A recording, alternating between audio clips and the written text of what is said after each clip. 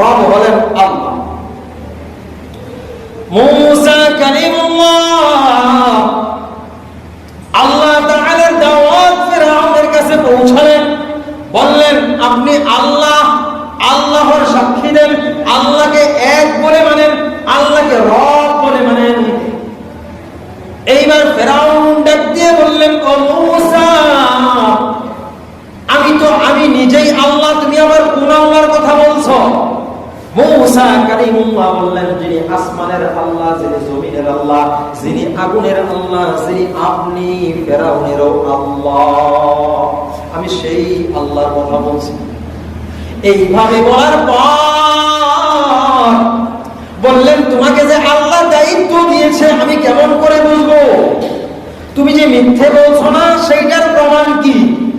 তখন তিনি এই ফিরআউনের কাছে এইরকম হাত বগলে চাপ দিয়ে সামনে যখন হাত ধরলেন, ওই হাতের আলোক রশ্মি যখন ফুটে উঠলেন, ফিরআউন দেখে থর থর করে কাঁপতে শুরু করে দিলেন। এইরকম বাচ্চা তো আমি লালন পালন করি নাই, নিশ্চয়ই তিনি যা বলেছেন তা অবশ্যই সত্য কথা বলছে। ফিরআউন বিশ্বাস করে ফেললেন, ঈমান আনে নাই, মানে ভয় পেয়ে বিশ্বাস করলেন যে এটা সত্য। না হয় এমন তো হতে পারে না, হাত দিয়ে চাঁদের মতো সূর্যের মতো আলো বের হচ্ছে, এটা তো হতে পারে না, নিশ্চয়ই তিনি যা বলছেন তা সত্য। ফিরআউনের বুদ্ধির যেই বৈঠকখানা, অর্থাৎ বুদ্ধি পরামর্শ করার একটা বৈঠকখানা ছিলেন, ওখানে ছিলেন কারণ হামান, আরো মুরব্বী মোরলা দলবল, তাদের থেকে বুদ্ধি পরামর্শ নিতেন। যাইয়া বললেন, আমার বুদ্ধিদাতা মুরব্বীরা, মোরলেরা, শোনো, আমার ছেলে মূসা 10 বছর পর ফিরে এসেছে এবং এসে তার আল্লাহর দাওয়াত আমি ফিরআউনের নিকট পৌঁছাচ্ছে, বলতেছে তার নাকি আল্লাহ, ওই আল্লাহ যিনি আসমানের মালিক, জমিনের মালিক, আমি ফিরআউনের মালিক, আগুনের মালিক, বাতাসের মালিক, পানির মালিক, ওই আল্লাহকে তিনি আল্লাহ বলছেন এবং আমাকে সেই আল্লাহর দাওয়াত দিতেছে। বললে, আপনি কেমন করে বিশ্বাস করলেন আপনার ছেলে রিসালাত পেয়েছে, নবী হয়েছে, আল্লাহর দায়িত্ব পেয়েছে? বলে, আমি যা দেখেছি তোমরা যদি তা দেখো তাহলে তোমরাও বিশ্বাস করতে বাধ্য হবে। আমি যা দেখে আসছি তোমরা যদি দেখো তোমরাও বিশ্বাস করবা। তখন হামান কারণ মুরব্বী মোরলেরা শয়তানগুলো বুদ্ধি দিল যে তিনি একজন জাদুকর, তিনি একজন কি দেখছেন? বলে, হাতের মধ্যে এরকম এরকম দেখছি। বলে, আরে তিনি তো জাদুকর, এগুলো জাদু দিয়ে দেখানো সম্ভব, এগুলা জাদু দিয়ে দেখানো সম্ভব, আপনি বিশ্বাস করেন না।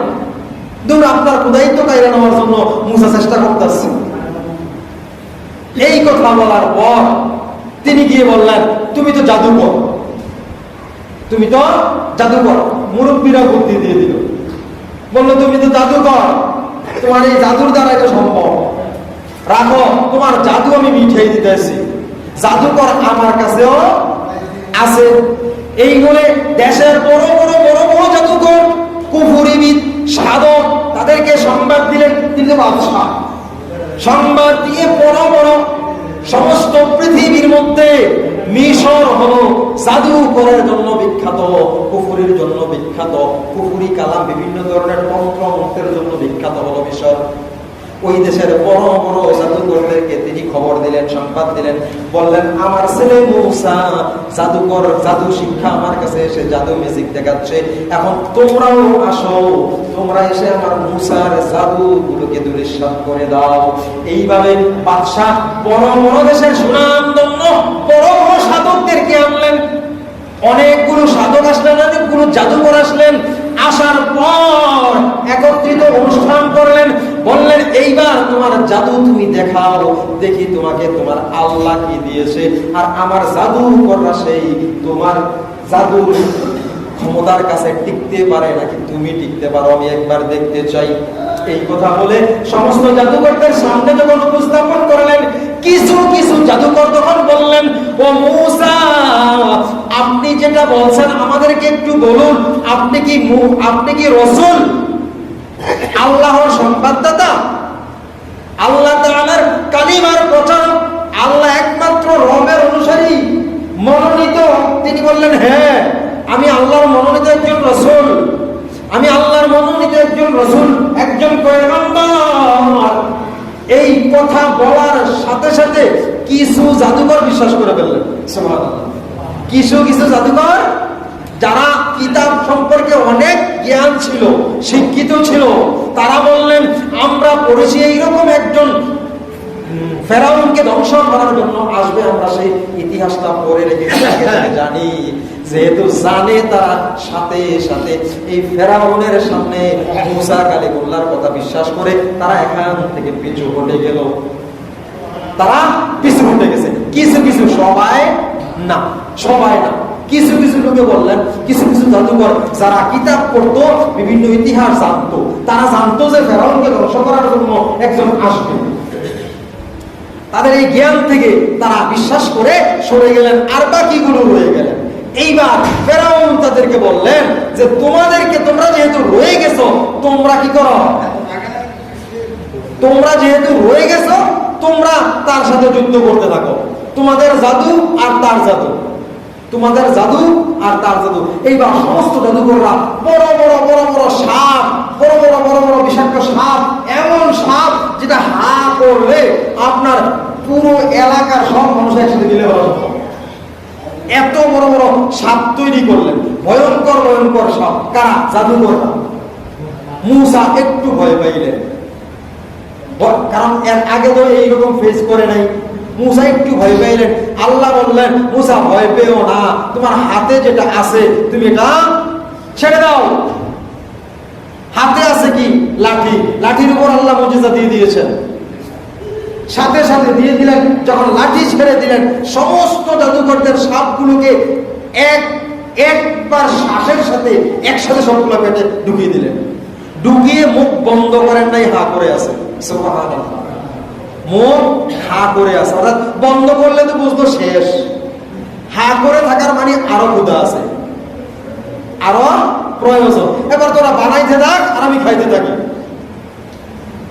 তখন জাদুকররা বুঝে ফেললেন যে না, এটা জাদুর বিষয় না, এটা অন্য বিষয়। এই জাদুর সাথে আমরা পারবো না।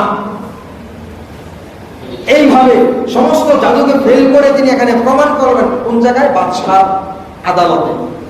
বাদশার আদালতে প্রমাণ করলেন তিনি একজন রসুল, তিনি একজন রসুল। এরপরে প্রমাণ করার পর বাদশার কর্মচারীদের মধ্য থেকে আর এই জাদুকরদের মধ্য থেকে 70%, অর্থাৎ 100-র মধ্যে 70 জন ঈমান গ্রহণ করছে। আমি জনসংখ্যাটা বলি না, মানে পার্সেন্টটা বুঝাচ্ছি। এইরকম 4 ভাগের 3 ভাগ ঈমান গ্রহণ করে ফেলছে, আর 1 ভাগ বাকি করে নাই। সুবহানাল্লাহ। বললেন যে উনি সত্যি একজন আল্লাহর মনোনীত রাসূল। জাদুকররা আর তার আশেপাশে যে কর্মচারীগুলো ছিল। এবার ফেরাউনের অবস্থা কি? যাদেরকে আল্লাহ তার চিকিৎসা করানোর জন্য এদেরকে তো এই রোগে ধরছে, যাক তাকে বিতাড়িত করে হলো, তুমি আমার বাদশাহীতে থাকতে পারবে না, তোমার ভাবে তুমি থাকো, আমার ভাবে আমি, কারণ তুমি আমার বাদশাহী ধ্বংস করতে এসেছো। এবার মুসা কালিমুল্লাহ দাওয়াত করতে শুরু করলেন। প্রত্যেক এলাকায় যাইয়া দাওয়াত। আল্লাহ তোমার রব, ফেরাউন রব নয়। আল্লাহ তোমার লালন পালন কর্তা, আল্লাহ তোমার সুখদাতা, শান্তিদাতা, সবকিছুর মালিক একমাত্র আল্লাহ। ফেরাউন কাউকে বাঁচাতেও পারে না, মারতেও পারে না, কিছুই করতে পারে না। এইভাবে দাওয়াত করতে করতে তিনি বিভিন্ন এলাকার মধ্যে, গোত্রের মধ্যে যাইয়া দাওয়াত করতে শুরু করলেন। ওই গোত্রের লোকেরা ফেরাউনকে এমন মানে এত ভাবে মানে যে মুসাকে তিরস্কার করতেছে, মস্করা করতেছে, ঠাট্টা বিদ্রুপ করতেছে। তুমি আমাদের কাছে মুসার জায়গাটা লইতে আইছো, মুসার জায়গাটা লইতে আইছো। এই মহিলা তিরস্কার মস্করা করতে শুরু করে দেয়, ধিক্কার দিতে শুরু করে দেয়। মুসা বললেন, আল্লাহ আমি আপনার কাছে সাহায্য চাই। রাসূলরা যখন তাদের দাওয়াত পৌঁছাতে গেলে অপমান অপদস্থ হইতো, তখন সাহায্য চাইতো কার কাছে? আল্লাহর কাছে। মুসা আলাইহিস সালাম এইভাবে আল্লাহর কাছে সাহায্য চাইলেন। বললেন, আল্লাহ আপনার সাহায্য ছাড়া আর কোন উপায় নেই। আল্লাহ বললেন, ঠিক আছে, আমি একটা কষ্ট, একটা আযাব, একটা গজব আমি তাদের উপর নাযিল করে দিচ্ছি। আল্লাহ তাআলা দুর্ভিক্ষ দিয়ে দিলেন। খাবারের অভাব, কামাইতে রুজিতে অভাব, বিভিন্ন বিভিন্ন সমস্যায় জর্জরিত হতে শুরু করলেন মানুষ। তখন তিনি পরিচিত, ভাইরাল মুখ। তিনি কি পরিচিত, সমস্ত দেশের মধ্যে তিনি পরিচিত যে একজন রাসূল। যদিও মানুষ মানে না, যখন কষ্ট পাইতে শুরু করলো, খাবার অভাবে যখন মানুষ মরতে শুরু করলো, চিকিৎসার অভাবে যখন মানুষ মরতে শুরু করলো, এই যখন কষ্ট পাইতে শুরু করলো, তখন যাইয়া তাকে ধরলেন যে মূসা, আপনি নাকি আল্লাহর রাসূল? বলে হ্যাঁ। এখন ফেরাউন আল্লাহ আমাদের কিছু করতে পারে না, আপনার কাছে আসছি, আপনি আল্লাহকে বলেন। আমি বলেছিলাম তোমাদেরকে, তা আমার কথা মানো, তোমরা মানো নাই। বলে আমরা মানলাম। কি কয়? আমরা মানলাম। আপনি আল্লাহর কাছে দোয়া করেন। আল্লাহর কাছে দোয়া করলেন। আল্লাহর কাছে দোয়া করার পর আল্লাহ তাআলা দুর্ভিক্ষ দূর করে সুস্থ স্বাভাবিক করে আবার কিছুদিন সবাইকে সুস্থ করে ভালো করে দুর্ভিক্ষ দূর করে দিলেন। আবার সুস্থ স্বাভাবিক অবস্থায় সবাই ফিরে আসলেন। আসার পর মূসা বললেন, তোমরা তো শিক্ষা পেয়েছো, এবার আমার আল্লাহ তাআলার কালিমা গ্রহণ করো, আল্লাহ তাআলার দাওয়াত গ্রহণ করো, আমার পথে আসো। কিছু কিছু মানুষ টুকটাক দুই একজন করে আসতে শুরু করলেন, আর বাকিরা আবার তিরস্কারে আবার ধিক্কার জানাইতে শুরু করলেন, বেঈমানি করতে শুরু করলেন। এইভাবে 8 বার। কয়বার? 8 বার। আমি সময় বলাইতে পারবো না, ঘটনাগুলো করতে পারবো না, আমি শর্ট শর্ট বলছি। 8 বার এরকম বেঈমানি করেছে। একবার দুর্ভিক্ষ দিছে, এরপরে আরেকবার তুফান দিছে আল্লাহ তাআলা আযাব হিসাবে। তুফানে এমন অবস্থা করেছে, মানুষ বাঁচার অবস্থা নাই। তুফান চলমান, তুফান আমাদের এখানে তুফান আসলে কিছুক্ষণ থেকে চলে যায়, ওখানে তুফান সারাক্ষণ লেগেছিল। তখন দৌড়ে যাইয়া বলছে, মূসা আল্লাহর কাছে ক্ষমা চান, আমরা ক্ষমা চাই, আমরা ফিরে আসবো। তখন মূসা আল্লাহর কাছে ক্ষমা চাইছে, মাফ করে দিয়েছে। তুফান থেকে বের হয়ে এসে তারা আবার বেঈমানি করছে, বের হয়ে এসে আবার বেঈমানি করছে। তারপরে পঙ্গপাল, নাম শুনছেন না? পঙ্গপালের আবির্ভাব হয়, খাদ্যের উপরে, বিভিন্ন ফসলাদির উপরে গজব নাজিল হয়। এইভাবে আবার তারা ক্ষমা চায়, আল্লাহ মাফ করেন, আবার আল্লাহ তাআলা তাদেরকে আযাব দেন। উকুন, 4 নম্বরে উকুন দেন। উকুন মানে উকুনের মতো ছোট একটি পোকা, হ্যাঁ, যেটা যেখানে সেখানেই ধ্বংস, যেখানে সেখানেই লাগলে কি পচতে শুরু করে, খেয়ে ফেলে। এই বিভিন্ন এটার যন্ত্রণায় থাকা যাচ্ছে না, এমন ভয়াবহ অবস্থা, মানুষের প্রচুর ক্ষতি করতেছিল। আবার তারা ক্ষমা চাইলেন, ক্ষমা চাইলে হ্যাঁ আল্লাহ তাআলা ক্ষমা করে। কিছুদিন পর আবার তারা যখন আল্লাহ তাআলার সাথে বেঈমানি করলেন, এক জাতি ব্যাঙ ছেড়ে দিলেন। ব্যাঙ, আমরা মশা যেরকম বেশি মশার অতিষ্ঠ হইলে আমরা ওষুধ দিই, ওখানে ওষুধে কাজ হচ্ছে না, তাড়ানোর যত ব্যবস্থা আছে সব ব্যবস্থা গ্রহণ করে আল্লাহর দেয়া আযাব, এটা কোনোটাই মানতেছে না। ব্যাঙের অত্যাচারে মানুষ থাকতে পারতেছে না। এইরকম 5 নম্বরে ব্যাঙ আসলেন। 6 নম্বরে এইটাও শেষ হওয়ার পর, এই ঘটনাগুলো লম্বা লম্বা ছিল, তো এই ঘটনা শেষ হওয়ার পর আবার আল্লাহ তাআলা তাদেরকে আযাব দিলেন। এইরকম আযাব পানি গেলা সমস্ত দুনিয়ার, তারা তৎকালীন তাদের যে এলাকা, এরিয়া, গোত্র, হ্যাঁ, সমস্ত এরিয়ার যে পানিগুলা ছিল, যেখানে হাত দেয় শুধু রক্ত আর রক্ত। পানি রক্ত, থুতু ফেললে রক্ত, পানি খাইতে গেলে রক্ত, গোসল করতে গেলে রক্ত, এমন এক অবস্থা। হ্যাঁ, এইরকম একটা আযাব দিলেন। এটার জন্য তারা তওবা করলেন, আল্লাহ তাআলা মাফ করলেন। মাফ করার পর আবার তারা বেঈমানি করলেন, আরেকবার প্লেগ রোগ দিলেন। প্লেগ দিয়ে আবার এটা কিছুদিন চললো, আবার তারা ক্ষমা চাইলো, আল্লাহ মাফ করে দিল। এখন মূসা কালিমুল্লাহর সাহায্যে, মূসা কালিমুল্লাহর সাহায্যে মাফ করে দিল। দেওয়ার পর আবার তারা কিছুদিন যাওয়ার পর আবার বেঈমানি করলেন। আল্লাহ তাআলা লাস্ট যেটা দিলেন, অর্থাৎ ফেরাউনের যত অনুসারী, আল্লাহ তাআলার সাথে যারা নাফরমানি করতেছে, ফেরাউনের অনুসারীদেরকে সহ একসাথে সমস্তদেরকে, যারা মূসা কালিমুল্লাহকে এবার বেঈমানি এমন ভাবে করলেন, মূসা কালিমুল্লাহকে আক্রমণ করবে। কাকে? মূসা কালিমুল্লাহকে ধ্বংস করে দেবে বললেন। তারা বুঝতে পারলেন তে কয়েকদিন পর পর একটা বিপদ লাগাই দেয়। আসলে বিপদ কি দিয়ে লাগায়? বিপদ করে কে? আল্লাহ আযাব দেয় বোঝানোর জন্য। আল্লাহ তো বলেছে তোমাদেরকে আমি আযাব দেব, দিয়ে কষ্ট দেব, যাতে আমি আল্লাহর দিকে ফিরে আসো, হেদায়েতের পথে আসো। কিন্তু আমরা বুঝলাম উল্টা, অমুকের দ্বারাই এই সমস্যাটা হতে আছে। আসলে মানুষের দ্বারা সমস্যা হয়, মানুষের দ্বারা আমরা আমাদের কর্মের ফল পাই। হ্যাঁ, তো আল্লাহ তাআলা তারা তখন মূসা কালিমুল্লাহকে দোষারোপ করলেন, সিদ্ধান্ত করলেন বড় বড় এলাকার নেতারা তাকে দুনিয়া থেকে একবারে বিতাড়িত, মেরে ফেলতে হবে, ধ্বংস করে ফেলতে হবে। তাহলে আর বিপদও নাই, আযাবও নাই, গজবও নাই। আমরা আগের মতো ভালো থাকতে চাই। এইভাবে মুসা কালিমুল্লাহকে ফেরাউনের দলবল নিয়ে আক্রমণ করলেন, আক্রমণ করে দৌড়াতে শুরু করলেন। আল্লাহ বললেন, তোমার অনুসারীদেরকে নিয়ে তুমি নীল নদ পার হয়ে যাও, নদী পার হও, যাও, তারা তোমাকে আক্রমণ করতেছে, আমি আল্লাহ তাদেরকে ধ্বংস করে দেব। মুসা কালিমুল্লাহর অনুসারী যারা যারা ছিল উম্মত, তাদেরকে নিয়ে মুসা কালিমুল্লাহ এই নীল নদের দিকে দৌড়ালো। দৌড়ে নীল নদের কাছে গেলে আল্লাহ বললেন, হাতের লাঠি ছাড়ো। মুজিজা তো সাথে আছে, ছাড়লেন, উপর দিয়ে রাস্তা হয়ে গেলেন, তারা পার হয়ে গেলেন। পার হওয়ার পর যখন পেছনে গিয়ে শত্রু বাহিনী আক্রমণ করতেছে, তারা দৌড়িয়া আক্রমণ করার সুযোগ পায়নি, দৌড়াইতেছে। যখন তারা নদীর মাঝখানে গেলেন, আল্লাহ তাআলা বললেন, লাঠিকে হাতে নাও। হাতে নিলেন, সাথে সাথে তাদেরকে এই পানির নিচে চুবিয়ে সমস্তদেরকে মেরে ফেললেন। মেরে ফেরাউনকে মুক্তি দিলেন। এই দিন ছিল 10ই মুহররম। 10ই মুহররম মাসটা, মুহররম মাসের যে মর্যাদা, আমরা এই বিষয়ে আলোচনা শুনতেছিলাম। রাসূল সাল্লাল্লাহু আলাইহি ওয়াসাল্লাম মদিনায় গেলেন, যাওয়ার পর দেখলেন তারা রোজা রাখে। ইহুদিরা জিজ্ঞেস করলেন, কেন রাখেন? বললেন, মুসা কালিমুল্লাহকে আল্লাহ এই দিনে মুক্তি দিয়েছিলেন ফেরাউনের কবল থেকে, এইটার শুকরিয়া আদায় করার জন্য আমরা রোজা রাখি। এই ছিল ঘটনা।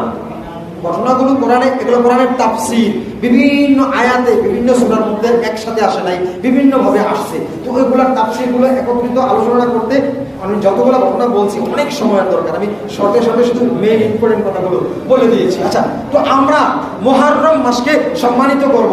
এই 10ই মুহররমের বিশেষ বিশেষ ঘটনা রয়েছে, বড় বড় ঘটনা রয়েছে। আল্লাহ তাআলা এই মাসকে সম্মানিত করতে বলেছেন, এই মাসে দাঙ্গা হাঙ্গামা থেকে দূরে থাকতে বলেছেন, এই মাসে ভালো কিছু করতে বলেছেন, নফল ইবাদত করতে বলেছেন, তাওবা করতে বলেছেন। রাসূল বলেছেন, এই মাস পাইলে তোমরা তাওবা করো, রোজা রাখো। রোজা রাখবো কয়টা? এটা হচ্ছে রাসূল সাল্লাল্লাহু আলাইহি ওয়াসাল্লামের সহিহ হাদিস দ্বারা প্রমাণিত একটি আদেশ যে তোমরা দুইটি, আমরা রাসূল বলেছেন একটি রেখেছেন, আরেকটি বেঁচে থাকলে রাখবো। তখন সাহাবীরা রেখেছেন, রাসূল সময় পান না, ইন্তেকাল করেছেন। তাহলে আমরা রোজা রাখবো 9 তারিখ, 10 তারিখ অথবা 10 তারিখ, 11 তারিখ। 10 রেখে আগে অথবা পিছিয়ে রাখতে পারেন। নির্ধারিত 9 তারিখ রাখতে হবে এমন বাধ্যতা করা যাবে না। নফল ইবাদত বাধ্যতা করা যায় না, নফল ইবাদত বাধ্যতা করা যায় না। এই জন্য 9, 10 অথবা 10, 11 বলি, অর্থাৎ যে কোনো একটা। আপনি যদি নিশ্চিত বলে ফেলেন যে এইটাই এই 9 তারিখেই রাখতে হবে অথবা 10 তারিখেই রাখতে হবে, তাহলে এটা বাধ্যতা করা হয়ে যায়, নফল আর থাকে না, এতে বেশি হয়ে যায়। এই জন্য এটাকে বাধ্যতা করা যাবে না। তো 9, 10 অথবা 10, 11।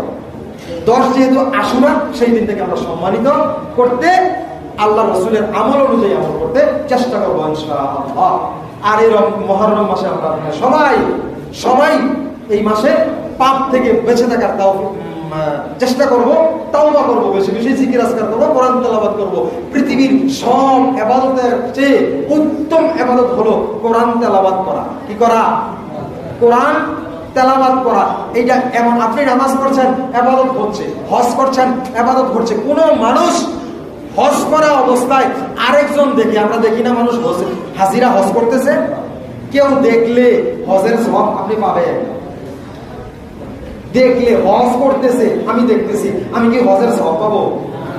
যে দেখেছে সওয়াব পাবে না। নামাজ পড়তেছে, আমি দেখতেছি, সওয়াব পাবো? জিকির করতেছে, দেখতেছি, সওয়াব পাবো? কোন ইবাদত, কুরবানি, যাকাত, হজ, যা বলেন সমস্ত ইবাদত গুলো কেউ করলে আপনি দেখলে অথবা শুনলে কোনো ইবাদত নাই। একটা ইবাদত শুধু কোরআন, যেটা পড়লে আর শুনলে উভয়কেই আল্লাহ সওয়াব দেয়। তাহলে কত বড় ইবাদত এটা, যেটা শুনলেও সওয়াব, দেখলেও সওয়াব, কোরআনের দিকে তাকাইলেও সওয়াব। আমরা এই মাসে একটু বেশি বেশি কোরআন তেলাওয়াত করার চেষ্টা করব। অনেকে আরবি না পারলে বাংলাও পড়েন, বাংলা তরজমাগুলো পড়েন, তরজমাগুলো পড়লেও আল্লাহ আপনার মনের নিয়ত পূরণ করে সওয়াব দিয়ে দিতে পারে। কি বলেন? বাংলাও পড়তে পারেন, বাংলা কোরআন শরীফ দেখে দেখে। এখন মোবাইলে বিভিন্ন অ্যাপ আছে, মোবাইলে দেখে দেখেও পড়তে পারেন। অথবা আপনি পড়তেও পারেন না, বাংলাও পড়তে পারেন না, আরবিও পড়তে পারেন না, এখন মোবাইলে রেকর্ডিং শোনারও সিস্টেম আছে নেই? অডিও আকারে আপনি শোনেন, গান শোনেন, খেলা দেখেন। এখন যে বর্তমানে একটা খেলা চলতে আছে, কি বলে, বিভিন্ন দেশের মধ্যে খেলা চলতেছে, মুসলমানদেরকে ধ্বংস করে ফেলার জন্য আমাদের আশেপাশের দেশগুলোই এমন ভাবে আক্রমণ করতেছে, এমন ভাবে উস্কানিমূলক কাজকর্ম করতেছে যেগুলো সহ্য করার মতো না। মুসলমানের অত্যাচার জুলুম চলতেছে, আর আমরা পতাকা লাগান নিয়ে ব্যস্ত। বিভিন্ন ইসলাম বিদ্বেষী দেশগুলোর পতাকা নিয়ে আমরা ব্যস্ত। কোন দেশগুলো, যেই দেশগুলো ইসলামের নামেই ইসলামপন্থীদেরকে টেরোরিস্ট হিসেবে আখ্যায়িত করে, ওদের প্রেমে আমরা মইজা আমাদের ইসলামকে আমরা ধ্বংস করে দিচ্ছি, আমরা ধর্মকে শেষ করে ফেলতেছি। আমরা এখান থেকে ফিরে আসতে হবে।